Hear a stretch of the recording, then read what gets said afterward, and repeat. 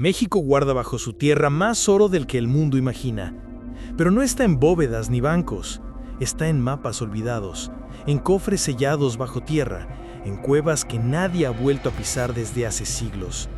Este país ha sido escenario de saqueos, guerras, revoluciones, y en medio de todo eso se perdieron tesoros que aún hoy siguen siendo buscados. Algunos tienen registro histórico, otros solo un rumor que se resiste a morir. ¿Qué tan cerca estamos de encontrarlos? En este recorrido no solo hablaremos de oro, hablaremos de pistas, de documentos antiguos, de historias que aún marcan el mapa, porque a veces el verdadero tesoro no es lo que brilla, sino lo que ha sido capaz de esconderse hasta hoy. Tesoro número 5. Arte sacro escondido durante la Revolución. Durante la Revolución Mexicana, entre 1910 y 1920, el país no solo ardía en batalla, también temblaba por dentro. Iglesias, conventos y templos, por siglos considerados intocables, se convirtieron en objetivos, no solo por motivos ideológicos, sino también por lo que guardaban: arte sacro, oro litúrgico, cálices, reliquias, manuscritos. Un patrimonio acumulado durante generaciones. Fue entonces cuando muchos sacerdotes, monjas y fieles decidieron actuar. En la oscuridad de la guerra, ocultaron objetos de valor incalculable en sótanos, muros falsos y cuevas alejadas, lejos de las balas y de los ojos revolucionarios. Algunos escondites fueron revelados con el tiempo, otros nunca. Uno de los casos más documentados proviene de Zacatecas, donde en 1914, antes de la batalla de Zacatecas, miembros del clero local enterraron varias cajas de madera reforzada bajo la sacristía de una parroquia. Un testigo dejó una carta en la que se describe el contenido: cálices de oro, custodias con incrustaciones de piedras preciosas y al menos una imagen mariana decorada con esmeraldas. Cuando años más tarde se intentó excavar, la estructura ya había sido remodelada y el acceso original se perdió. Otro caso aún más enigmático se sitúa en Querétaro, en un pequeño convento al sur de la ciudad. Según una crónica eclesiástica escrita en 1925, los frailes franciscanos escondieron piezas sacras dentro de cuevas naturales conectadas a un sistema subterráneo de túneles coloniales. Hoy, muchas de esas entradas están tapiadas o fueron absorbidas por la expansión urbana. ¿Qué se escondió allí y sigue ahí? Documentos del Archivo General de la Nación mencionan solicitudes de traslado de bienes eclesiásticos hacia zonas rurales de difícil acceso, muchas veces firmadas por prelados que luego desaparecieron del registro. En regiones como San Luis Potosí y Durango, aún se cuentan historias de cofres enterrados con custodias, libros iluminados y vestiduras bordadas en hilo de oro. Lo más interesante es que varios de estos relatos convergen en patrones similares: uso de criptas clausuradas, traslado nocturno de cajas pesadas y la participación de solo 3 o 4 personas en cada escondite. Muchos de los implicados murieron durante la Revolución. Otros simplemente no dejaron registro alguno por miedo o por decisión consciente. En 2009, en una restauración en la iglesia de Santa Prisca en Taxco, se descubrió un compartimiento sellado con objetos que no figuraban en ningún inventario posterior al Porfiriato. No se trataba de oro en lingotes, pero sí de piezas únicas, relicarios, pinturas de escuela novohispana y un cáliz con inscripción de 1783. ¿Fue parte de un tesoro oculto o solo una casualidad? En los últimos años, exploradores urbanos y buscadores de tesoros han redoblado sus esfuerzos en monasterios abandonados y ruinas coloniales. Pero la dificultad no solo está en el acceso físico. Muchos templos han sido reconstruidos o demolidos, y los mapas antiguos son vagos o contradictorios. Aún así, las pistas siguen apareciendo. En 2021, un investigador independiente analizó cartas entre 2 sacerdotes de Guadalajara. En ellas se habla de la necesidad de dejar en tierra lo que no podemos llevar en las manos. Mencionan coordenadas aproximadas de un terreno en Guanajuato, hoy propiedad privada. ¿Se trata de otro escondite? ¿Ya fue descubierto sin que nadie lo notara? La mayoría de estas historias no habla de cantidades masivas de oro. Habla de objetos únicos, piezas irrepetibles cuya pérdida es incalculable, porque el valor no era solo monetario, era simbólico. Y aún hay quienes creen que los verdaderos guardianes de esos tesoros no fueron solo las paredes o las tierras, sino el silencio de quienes sabían exactamente dónde estaban. ¿Podrían seguir ahí, enterrados bajo los cimientos de una iglesia, detrás de un muro en un monasterio abandonado, en una cueva que nadie ha vuelto a pisar desde hace más de 100 años? Cada mapa antiguo, cada carta extraviada, cada rumor que persiste en las comunidades rurales puede ser la última pista hacia uno de los tesoros más discretos y más sagrados de México. Tesoro número 4. Cofres de monedas hallados parcialmente en Sonora. En las áridas tierras del norte de México, donde el desierto parece esconder más de lo que revela, la región de Sonora guarda uno de los misterios más intrigantes del país. Cofres enterrados, hallados parcialmente, con monedas coloniales que no deberían estar allí, o al menos no en esa cantidad. La historia empieza en 1933, cerca del poblado de Álamos, un antiguo centro minero con una fuerte presencia española en el siglo XVII. Un grupo de trabajadores que abría zanjas para una línea de riego desenterró por accidente una caja de madera muy deteriorada. Dentro, monedas de plata con sellos reales, muchas de ellas fechadas entre 1650 y 1700. Algunas eran macuquinas, otras perfectamente acuñadas. En total, se recuperaron más de 200 piezas. Pero lo inquietante fue lo que no se encontró: el resto de los cofres. Los trabajadores afirmaron que el hallazgo ocurrió al borde de una antigua ruta de carretas que conectaba los centros mineros de Álamos con los puertos del Mar de Cortés. Se trataba de una vía poco documentada, pero conocida entre los locales como la Vereda de los Cargadores. Según los relatos, era usada para transportar metales preciosos desde el interior hacia barcos que luego zarpaban hacia la Nueva España y Europa. Los historiadores consultados no encontraron registros de envíos oficiales que hubieran desaparecido en esa zona. Sin embargo, una hipótesis empezó a tomar forma. ¿Y si eran cargamentos no oficiales? ¿Oro o plata desviada por funcionarios corruptos, mineros independientes o contrabandistas, escondida a toda prisa ante una emboscada, una traición o simplemente el miedo?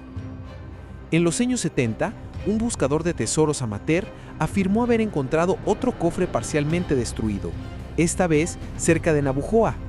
La mayoría de las monedas estaban desintegradas, pero aún podían leerse inscripciones que indicaban su origen en la Casa de Moneda de México. Esta vez, el hallazgo nunca fue registrado oficialmente. Las piezas se dispersaron entre coleccionistas y el rumor creció.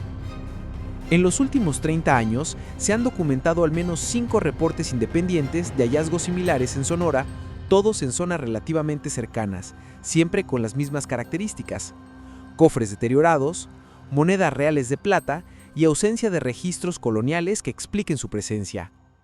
Lo fascinante es que ninguno de estos hallazgos muestra señales de entierros rituales o religiosos. Tampoco hay cerámica, restos humanos ni construcciones asociadas. Solo los cofres, casi siempre ocultos bajo 1 metro de tierra, como si hubieran sido enterrados con prisa, sin intención de ser encontrados por otros. En 2004, un grupo de arqueólogos locales realizó un levantamiento con georradar en una zona señalada por campesinos. Detectaron al menos 2 anomalías metálicas rectangulares enterradas a baja profundidad, pero el proyecto fue suspendido por falta de fondos y nunca se reanudó. El misterio persiste. Hay quienes afirman que los cofres son parte de un cargamento de rescate virreinal enviado hacia el norte tras una rebelión indígena, y que fue interceptado antes de llegar a su destino. Otros creen que era un tesoro acumulado por una red de contrabando, escondido tras la expulsión de los jesuitas en 1767. E incluso hay teorías más recientes que conectan las monedas con movimientos insurgentes en el siglo XIX, aunque la cronología de los hallazgos parece descartarlo. Hoy, muchos cazadores de tesoros siguen rastreando esas rutas perdidas. Usan mapas antiguos, relatos orales y en algunos casos documentos familiares que describen entierros secretos del abuelo o cofres de los tiempos de la colonia, y si bien algunos hallazgos se han confirmado, la mayoría de estos cofres siguen sin aparecer. ¿Están aún enterrados en alguna loma de Sonora? ¿Fueron recuperados en secreto y vendidos sin dejar rastro? ¿O simplemente nunca existieron y los hallazgos fueron coincidencias magnificadas por la leyenda? Lo cierto es que, en un estado donde las distancias son vastas y el terreno puede ocultar siglos de historia bajo pocos centímetros de tierra, el rumor puede ser tan valioso como un mapa. Y quizás, lo más interesante no es el valor de las monedas, sino la posibilidad de que, en algún rincón olvidado del desierto, aún quede enterrada una historia que nadie ha terminado de contar. Tesoro número 3. Tesoros coloniales hundidos en Veracruz. Durante más de 2 siglos, el puerto de Veracruz fue la puerta principal entre el Nuevo Mundo y Europa. Desde allí partían galeones cargados de plata, oro, perlas, arte sacro y mercancías exóticas rumbo a España. A cambio, llegaban armas, textiles, libros y también funcionarios, órdenes religiosas y soldados. Pero el Golfo de México no siempre fue un mar tranquilo. Tormentas, corsarios y errores de navegación convirtieron esa ruta en un cementerio de tesoros sumergidos. Los archivos coloniales están llenos de reportes de barcos perdidos frente a las costas de Veracruz. Uno de los casos más famosos es el del Nuestra Señora del Juncal, un galeón que partió en 1631 rumbo a La Habana, cargado con más de 1.5 millones de pesos en plata. Nunca llegó. Se sabe que fue sorprendido por una tormenta y aunque el capitán intentó regresar, el barco se hundió en algún punto entre Campeche y Veracruz. Hasta hoy no ha sido localizado. Pero no es el único. Documentos del Archivo General de Indias detallan más de 40 embarcaciones hundidas entre los siglos XVI y XVIII solo en el Golfo, algunas con cargas modestas, otras con verdaderas fortunas. Muchas fueron atacadas por piratas, especialmente en el siglo XVII, cuando corsarios ingleses y franceses acechaban la costa. Otras simplemente se hundieron por sobrepeso o falta de mantenimiento. La mayoría quedó sin rescate, ya sea por las dificultades técnicas de la época o porque los lugares exactos del naufragio nunca se registraron con precisión. A lo largo del siglo XX, varios pescadores han reportado hallazgos extraños: fragmentos de cerámica, cañones oxidados y, en raras ocasiones, monedas españolas. Estos hallazgos dispersos nunca han sido suficientes para identificar con certeza un naufragio completo. En los años 90, un equipo de arqueólogos marinos localizó los restos de un barco frente a la costa de Antón Lizardo. Aunque se encontraron objetos coloniales, no había carga valiosa visible. Aún así, las pruebas de datación sugieren que era un barco mercante hundido en el siglo XVII. Podría ser uno de los desaparecidos registrados en los archivos, o simplemente otro más entre los tantos hundidos. Más recientemente, en 2020, una expedición privada con apoyo de tecnología de sonar detectó una estructura sumergida a 22 metros de profundidad cerca del puerto de Veracruz. La silueta coincide con la de una embarcación de 2 mástiles. Hasta ahora, no se ha autorizado una exploración completa, pero las imágenes preliminares muestran restos de madera y posibles cajas selladas cubiertas por capas de coral y limo marino. La pregunta es: ¿cuántos de estos barcos transportaban metales preciosos? ¿Cuántos salieron de la Nueva España sin llegar nunca a su destino? Los registros de carga son imprecisos. Muchos capitales embarcaban más de lo declarado para evitar impuestos. Otros transportaban mercancía oculta para nobles o clérigos. En algunos casos, ni siquiera los gobernadores locales sabían la verdadera magnitud de lo que salía por Veracruz. Y por cada galeón hundido documentado, probablemente hay 2 que nadie reportó, ya sea por conveniencia, por censura o simplemente porque desaparecieron sin testigos. Hoy, los cazadores de tesoros subacuáticos continúan buscando. Utilizan drones marinos, escáneres laterales, magnetómetros y cámaras remotas. Pero el mar no cede sus secretos. Las corrientes mueven los restos, la salinidad los destruye, y las autoridades mexicanas son muy estrictas con las exploraciones privadas en busca de patrimonio sumergido. Aún así, las historias persisten. Se habla de cofres hundidos cerca de la isla de Sacrificios, de lingotes perdidos frente a Boca del Río, de cañones coloniales con marcas borrosas aún enterrados bajo metros de arena en el fondo del mar. ¿Se han recuperado algunos sin anunciarlo? ¿Se ocultan estos hallazgos para evitar saqueos? ¿O siguen todos allí, esperando, invisibles bajo las olas? Tal vez nunca sabremos cuántos tesoros reposan en el lecho del Golfo, pero una cosa es segura: Veracruz fue un punto de partida y también de pérdida. Y bajo esas aguas turbias, en medio de arenas cambiantes y silencio salado, puede que aún reposen algunas de las fortunas más grandes jamás perdidas en suelo mexicano. Tesoro número 2. Oro jesuita oculto en cuevas del norte. A mediados del siglo XVIII, el virreinato de la Nueva España fue sacudido por una orden inesperada: la expulsión de los jesuitas. El rey Carlos III, en 1767, firmó un decreto que obligaba a la Compañía de Jesús a abandonar todos los territorios del Imperio Español.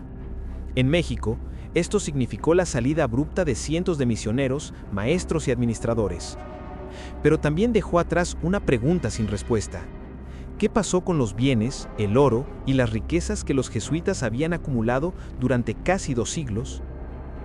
En el norte del país, particularmente en regiones como Chihuahua, Sonora y Durango, los jesuitas no solo evangelizaron, fundaron misiones, administraron tierras, recolectaron diezmos, explotaron minas y en algunos casos construyeron complejos subterráneos y sistemas de almacenamiento cuya función no ha sido del todo aclarada. Los registros virreinales muestran que, poco antes de la expulsión, varios conventos jesuitas realizaron retiros masivos de oro y plata en efectivo, que nunca llegaron a depositarse en las arcas reales. La explicación oficial fue que los usaron para gastos de última hora, pero las cantidades no cuadran. ¿Dónde fue a parar ese dinero? Ahí nace la leyenda. El oro jesuita fue escondido en cuevas, criptas y túneles antes de que llegaran los emisarios del rey. Algunos incluso hablan de caravanas secretas que viajaron de noche para llevar cofres hacia las sierras más remotas. En la Sierra Tarahumara, varias comunidades aún cuentan historias sobre cuevas con muros falsos donde supuestamente se guardaron monedas de oro, cálices, cruces y documentos. En 1923, un grupo de campesinos afirmó haber encontrado una entrada tapiada en las cercanías de Norogachi. Al romper parte del muro, vieron estanterías de piedra, pero al regresar días después, la entrada ya había colapsado. Nunca más se volvió a encontrar. En Sonora, las ruinas de la misión de Cucurpe han sido exploradas en múltiples ocasiones. En 1971, un historiador local descubrió un mapa antiguo que marcaba una cueva de la reserva al norte del río Magdalena. Varios intentos por localizarla fracasaron, pero en 2011, una expedición con georradar detectó una anomalía rectangular bajo una planicie cercana. El permiso para excavar jamás fue aprobado. ¿Qué se está ocultando? ¿Existe una red real de tesoros jesuitas o solo mitos alimentados por el vacío documental? Lo curioso es que muchas de estas historias coinciden en detalles: cofres forrados en cuero, túneles tallados con precisión y el uso de símbolos grabados en piedra para marcar entradas ocultas. Algunos aventureros aseguran haber visto sellos jesuitas en zonas donde no deberían haber llegado nunca. También hay testimonios de documentos enviados de Roma después de la expulsión, con instrucciones precisas para recuperar parte de los bienes escondidos. Sin embargo, estos textos han sido fragmentarios y muchas veces imposibles de verificar. En el Archivo General de la Nación existen al menos 5 expedientes que mencionan la reserva temporal de bienes jesuíticos, con descripciones ambiguas sobre fondos de uso excepcional en regiones septentrionales. ¿Era una forma elegante de decir, está escondido? En 1994, un sacerdote en Durango afirmó tener una copia de una carta enviada por un misionero antes de su expulsión.